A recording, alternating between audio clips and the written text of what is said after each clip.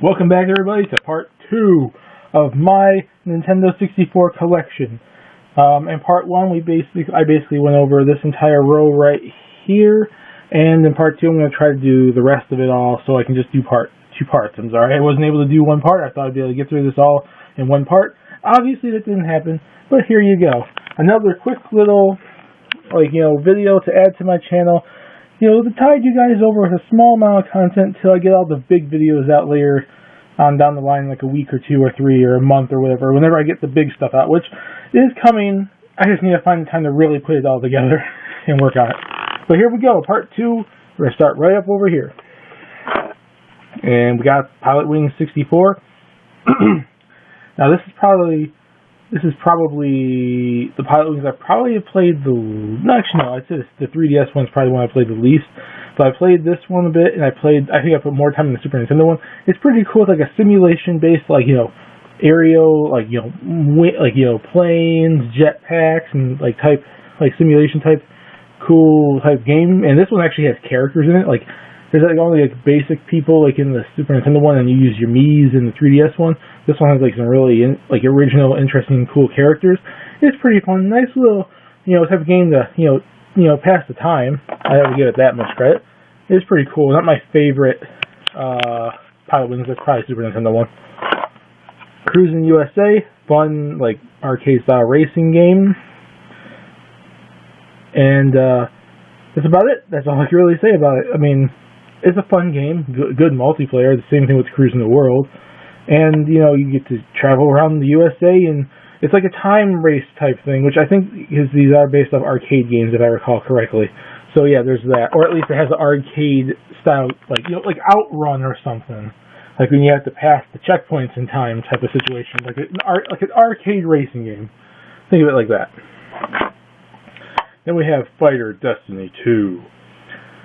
A fun fighting game. I actually enjoy this. I see online a lot of people that don't really like this one. They like the original one better, and I have never really played the original one. I'm on my way trying to find it. But this one I actually played. It's kind of interesting because it kind of feels almost like a Tekken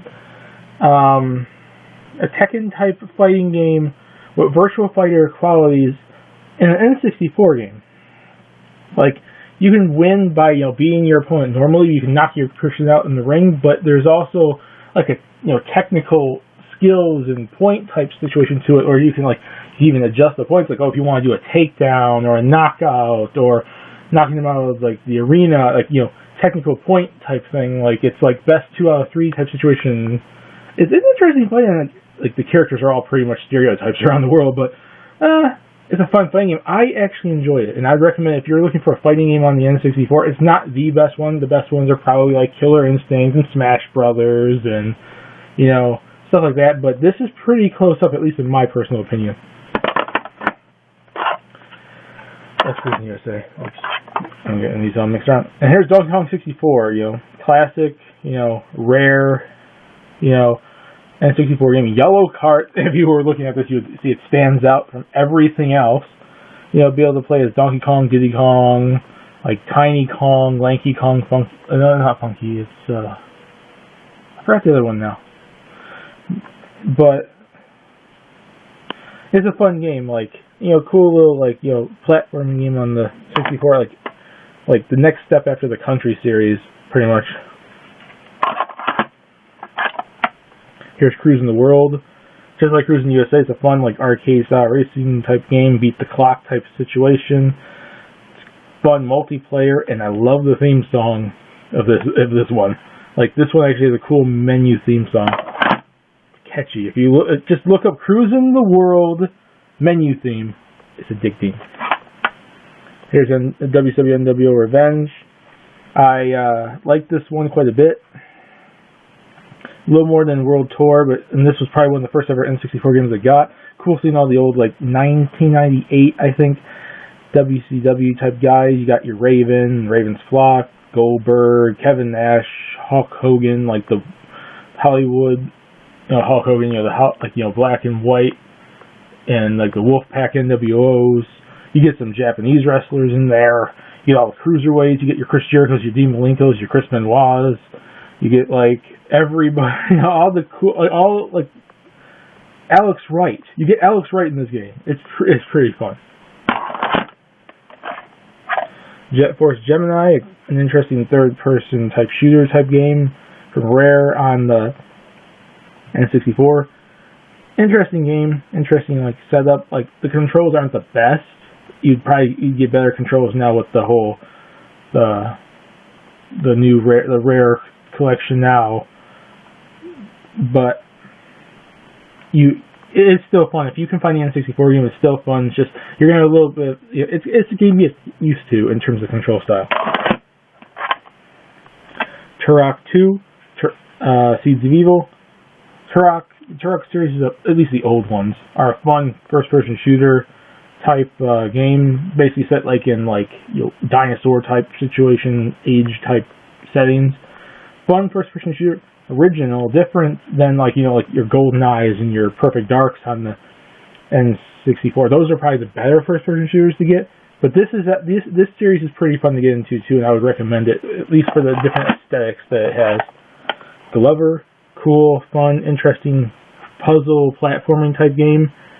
I need to put more hours into it, but I do enjoy it. There's WrestleMania 2000, the precursor to No Mercy. More of like the 98 to 99 roster in the WWF.